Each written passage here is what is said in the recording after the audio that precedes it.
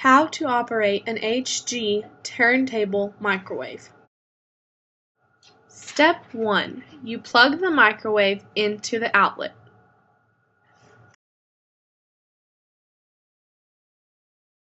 Step 2. You press the open button, place contents into microwave in a microwave-safe bowl, then shut the door.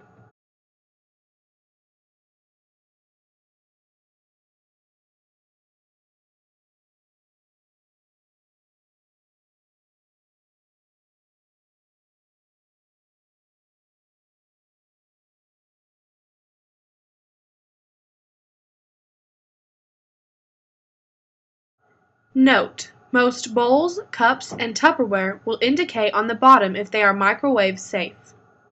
Step 3. You use the numbered keypad to enter the desired amount of time, then press the green Start button.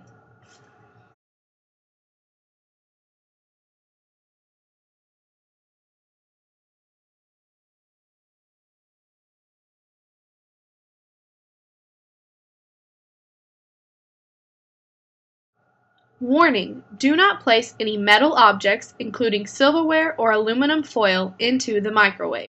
Step 4. You wait until the desired cook time has been completed, then safely remove the contents using the open button.